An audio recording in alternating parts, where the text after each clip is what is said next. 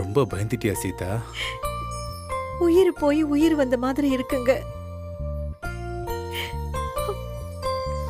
நான் ஒன்று சொல்லுவேன், அதை கேட்டா உனக்கே ஆச்சரியமா இருக்கும். சொல்லுங்க.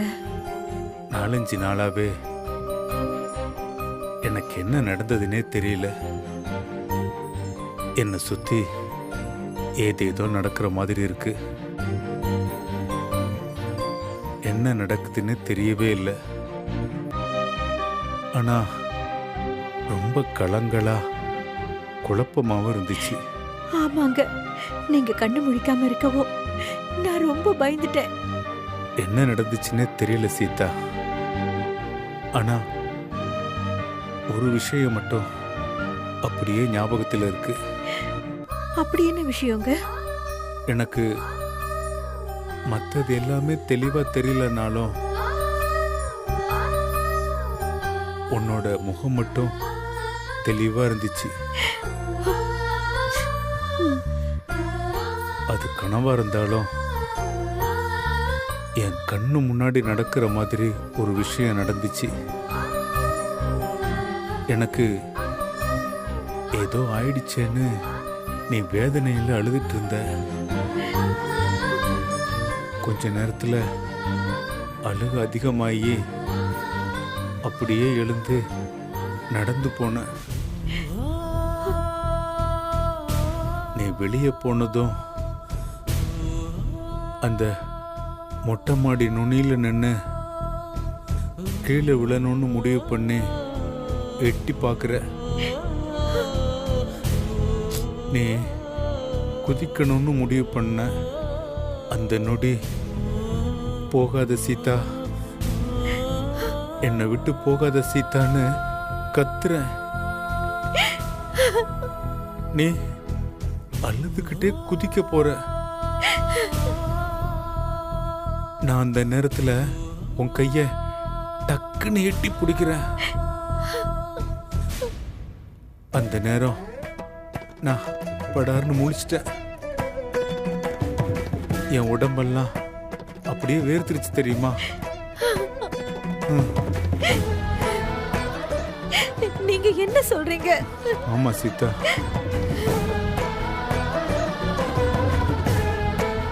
உனக்கு ஒரு ஆபத்துன்னு என் உள் மனசுல தோணிச்சு. அதான் எல்லாத்தையும் உதறிட்டு திடுக்குன்னு முழிப்பு வந்துடுச்சு. நான் ஒருத்த எதையோ சொல்லிக்கிட்டு நீ என்ன மனநிலையில இருந்தன்னு என்னால புரிஞ்சுக்க முடியுது. நான் மட்டும் இல்லைங்க, நம்ம பிள்ளைங்க எல்லாரும் ரொம்ப தவிச்சு போயிட்டாங்க. அப்படியா? என்னங்க அப்படியான்னு கேக்குறீங்க? இந்த ராஜாலாம் ஆளு பாக்குறதுக்கு தாங்க அப்படி இருக்கான். உங்களுக்குன்னு ஒண்ணு ஆனதும் குழந்தை மாதிரி உடைஞ்சு போய் நீங்க கண் முழிக்கிற வரைக்கும் அழுதுகிட்டே இருந்தாங்க. 5-10 கூட செலவு பண்ண யோசிக்கிறவன் உங்களுக்கு ஆபரேஷன் சொன்னதும் உடனே வந்து பணத்தோட நின்னுட்டான். அப்படியா? நம்ம ராஜாவா? ஆமாங்க. இந்த ரவி இருக்கால, அவன் என்ன பண்ணானே தெரியலங்க. எங்கேயோ போனா, திரும்பி வரும்போது அவன் பணத்தோட வந்து நிக்கிறான். இன்னும் எவ்வளவு வேணும்னு கேட்டான். அடடே, நம்ம உமா இங்க ஹாஸ்பிட்டல் மருந்து செலவு எல்லாத்தையும் அவளோட கிரெடிட் கார்டுல தாங்க வாங்கினா. அது மட்டும் இல்லங்க, நீங்க கண்ணு முழிக்கிற வரைக்கும் மேகலாவும் உமாவும் அழுதுகிட்டே இருந்தாங்க. இவ்வளவு ஏங்க நம்ம சம்பந்தியம்மா, நீங்க அட்மிட் ஆன அந்த நொடியில இருந்து இப்ப வரைக்கும் என் கூடவே இருந்து அவங்களும் தூங்காம சாப்பிடாம இருந்து பாத்துக்கிட்டாங்க. அவங்களுமா? ஆமாங்க. எனக்கு தெரியும் சீதா, என் சந்தோஷத்துக்காக மாத்தி சொல்லாத. ரவி என்ன பண்ணா, ராஜா என்ன பண்ணா, மலர் என்ன செஞ்சான்னு எல்லாமே எனக்கு தெரியும். என்ன இருந்தாலும் ஒரு மனுஷனுக்கு ஆபத்துன்னா சுத்தி வந்து நிற்கிறது சொந்தம் தானே. நீங்க சொல்றது சரிதாங்க. இவ்வளவு நாள் அவங்க எப்படி இருந்தாலும் இந்த நேரத்துல வந்து நின்னுட்டாங்க.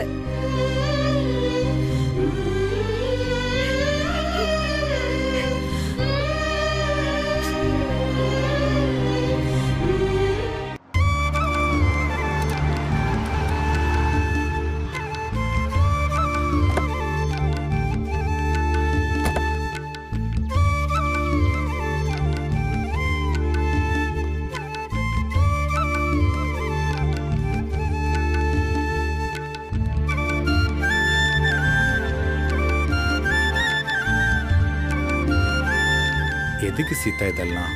திரும்பவும் இந்த மாதிரி ஆஸ்பத்திரிக்கு போக கூடாதுன்னு திருஷ்டி கழிக்கிறதுக்காகத்தான். நீங்க சும்மா இருங்க.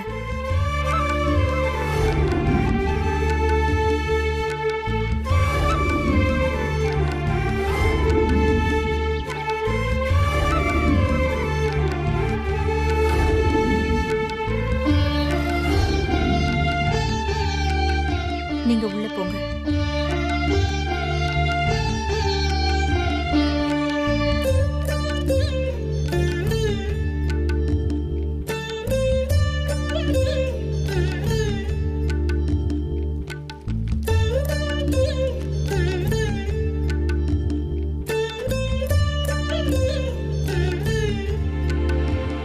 அப்பா, நீங்க உங்க ரூமுக்கு போங்கப்பா. என்னது, எனக்கு ரூமா? நான் ஹாலில் அப்படியே பெட்ஷீட்டை போட்டு ஓரமா படுக்கிறதானடா வழக்கம்.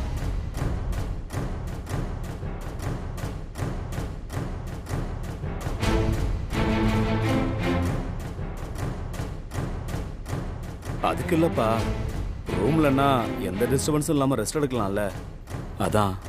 ஆஸ்பத்திரியில் ஒரு வாரமா அதைத்தானப்பா பண்ணிக்கிட்டு இருந்தேன். இருக்கட்டும், பரவாயில்ல. ஹாலில் கொஞ்ச நேரம் அப்படியே உட்காந்துக்கிறேன். சம்மந்தி, வாங்க சம்மந்தி. ஆண்டவன் புண்ணியத்துல நல்லபடியா வந்து சேர்ந்துட்டீங்க. அடடே சம்மந்தி, நீங்க இங்க தான் இருக்கீங்களா?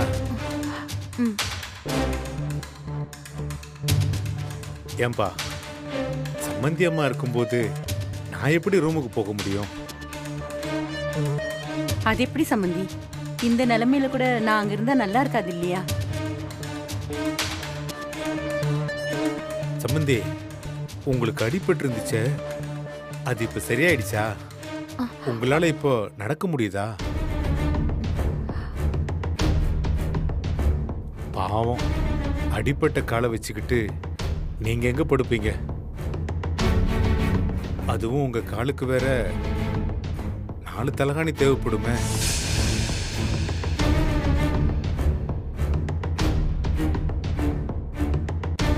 இல்ல சம்மந்தி, நான் ஹால்லயே அட்ஜஸ்ட் பண்ணிக்கிறேன். ரொம்ப நன்றி சம்மந்தி. உங்களுக்கு வேற ஒன்றும் சிரமம் இல்லையே? அப்படியெல்லாம் ஒண்ணும் இல்ல. பா, என்னப்பா இதெல்லாம் போய் சொல்லிக்கிட்டு? சொல்லணும்னு நினைக்கிறத சொல்லிடணும்லப்பா. மா, அந்த மருந்து சீட்டை கொடுங்க, நான் போய் வாங்கிட்டு வந்துடுறேன். அட, உனக்கு எதுக்குப்பா தேவையில்லாத வீண் சிரமம்? இதுல என்னப்பா சிரமம்? அதுக்கு வேற 1000 2000 செலவாகும். அது உனக்கு சிரமம் இல்லையா?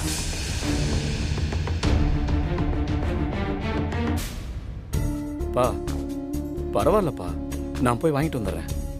அதை விடுப்பா. 1000 3000ங்கிறது லேஸ்பட்ட காரியமா? ஒவ்வொருத்தரும் காசு சம்பாதிக்க என்னென்ன வேலை பண்ணி சம்பாதிக்க வேண்டியது இருக்கு.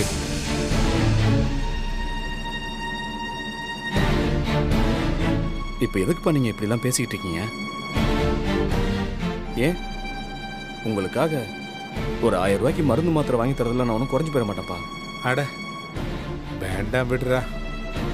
காசு விஷயத்துல நாம தான் சிக்கனமா இருக்கணும். காசுங்கிறது சும்மா வருதா என்ன? அதெல்லாம் நான் பார்த்துக்கிறேன், விடு.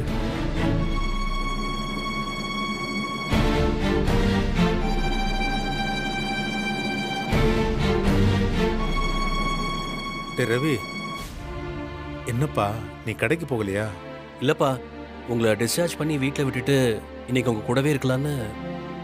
ஏய், உன் மாமனார் ஏதாவது கோச்சிக்க போறாருப்பா.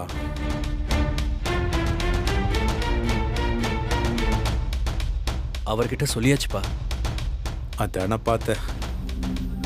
அப்புறம் அவரு வேற என் பொண்ணையும் கட்டி கொடுத்து இன்னும் நான் என்னென்ன கஷ்டத்தெல்லாம் பார்க்க போறேன்னு புலம்ப ஆரம்பிச்சிருவாரு.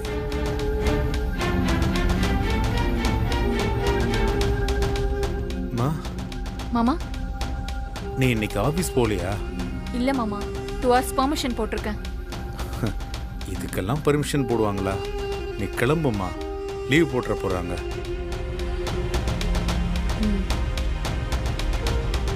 டேய், உமாவை கூட்டிட்டு போய் டிராப் பண்றா. ம். ம், போ.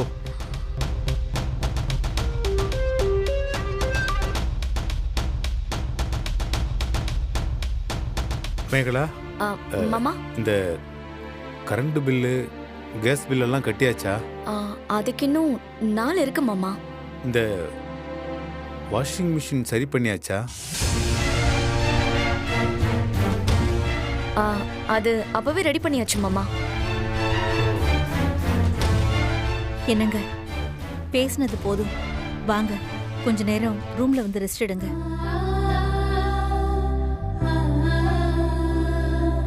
வாங்க.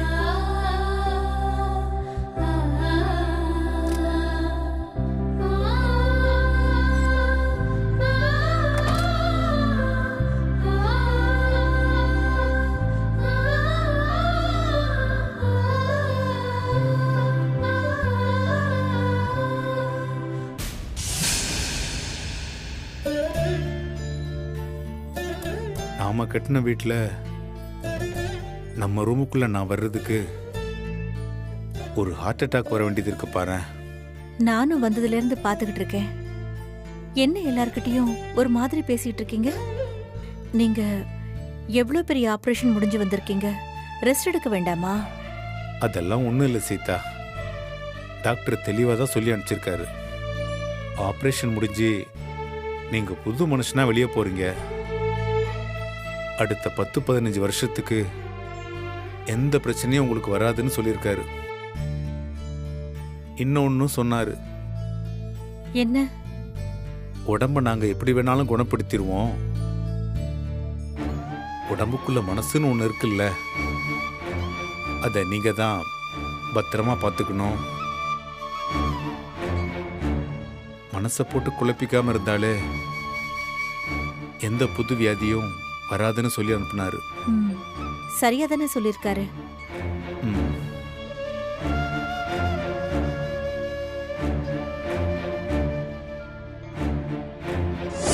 சீதா, தாலி கொடி என்னாச்சு?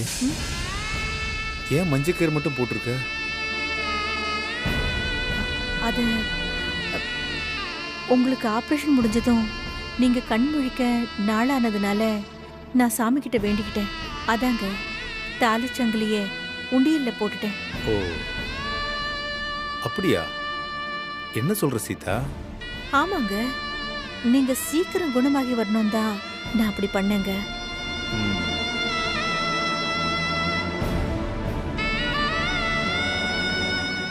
நீங்களும் இனிமே எக்காரணத்துக்காகவும் எதையும் என்கிட்ட மறைக்காம இருக்கணும்.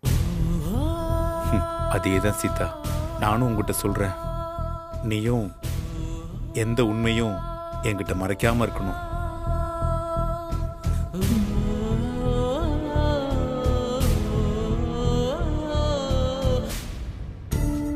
ஏங்க, உங்க அப்பா ஒரு தினசா பேசிட்டு போறாரு.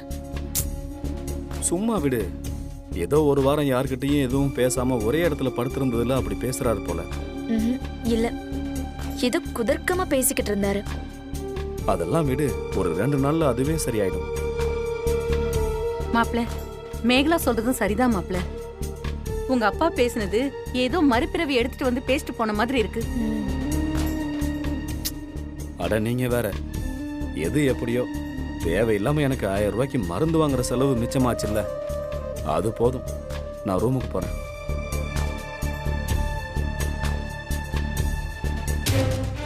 மேகலா, நீ எதுக்கும் கொஞ்சம் ஜாக்கிரதையாவே இரு.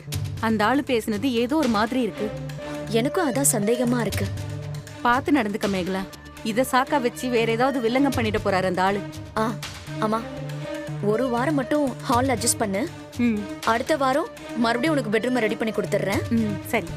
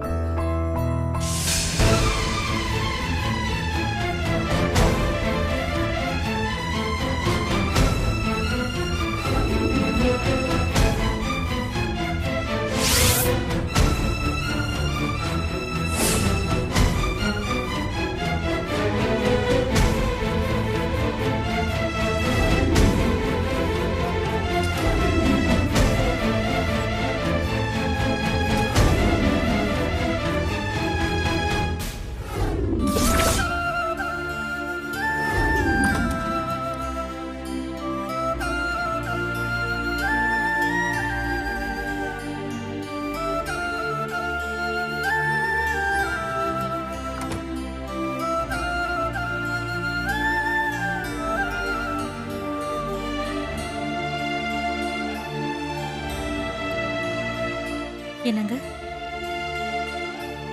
என்னங்க என்னங்க இந்த நேரத்துல இங்க என்ன பண்ணிட்டு இருக்கீங்க? தூக்கம் வரல சீதா. அதுக்காக இந்த நடுராத்திரியில இங்க வந்து நின்னுட்டு இருக்கலாமா? சில்லுன்னு காத்தடிக்குது, மழை வேற வர மாதிரி இருக்கு. உங்க உடம்புக்கு ஏதாவது வந்துட போதுங்க. இனி இந்த உடம்புக்கு ஒன்றும் ஆகாது. அது சரி, இங்க வந்து என்ன யோசிச்சுட்டு இருக்கீங்க? எனக்கு ரொம்ப ஆச்சரியமா இருக்கு சீதா. இந்த ராஜாவும் ரவியும் பாரு, எனக்காக எப்படி பதறி போய் பணத்தை ஏற்பாடு பண்றதுக்காக எவ்வளவு கஷ்டப்பட்டிருப்பாங்க.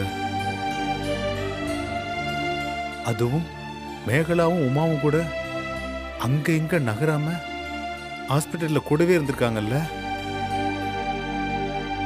ராஜா மாமியார் கூட ஹாஸ்பிட்டல்ல இருந்திருக்காங்க.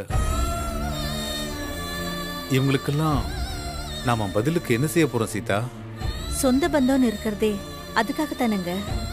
ஒரு நல்லது கெட்டதுன்னா இன்னொருத்தர் கூட வந்து நிக்கிறதுக்காகத்தானே. இவங்களுக்கெல்லாம் பெருசா ஏதாவது திரும்ப செய்யணும் சீதா. இப்ப எதுக்குங்க இதெல்லாம்? இதெல்லாம் எதிர்பார்த்தா அவங்க நம்ம கூட இருக்காங்க.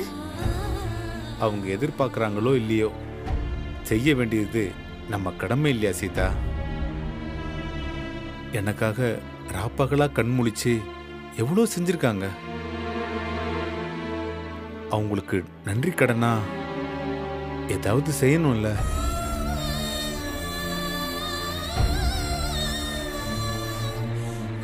எல்லாரையும் நம்ம வீட்டுக்கு கூப்பிட்டு தடபுடலா ஒரு பெரிய விருந்து வைக்கணும். ஒரு கெட்டு கதிர் மாதிரி இருக்கும். நாமளும் எல்லாரையும் ஒரே நேரத்தில் கூப்பிட்டு வச்சு அவங்களுக்கு நம்ம நன்றி கடனை தெரிவிச்ச மாதிரி இருக்கும்.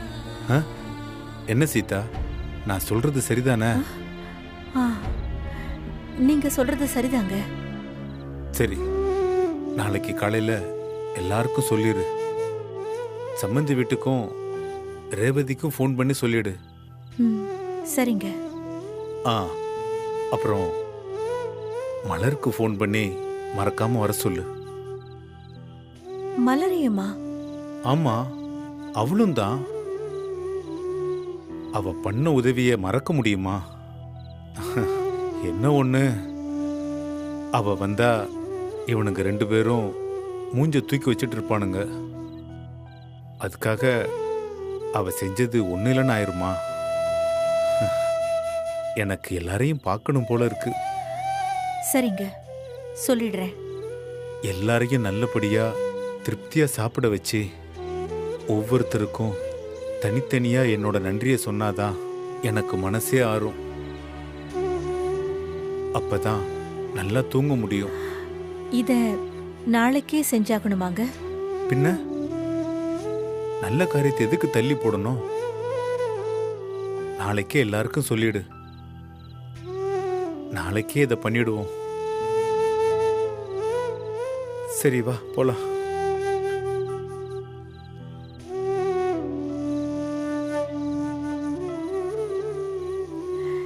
என்ன இவரு எப்போதும் இல்லாத மாதிரி ரொம்ப வித்தியாசமா பேசுறாரே.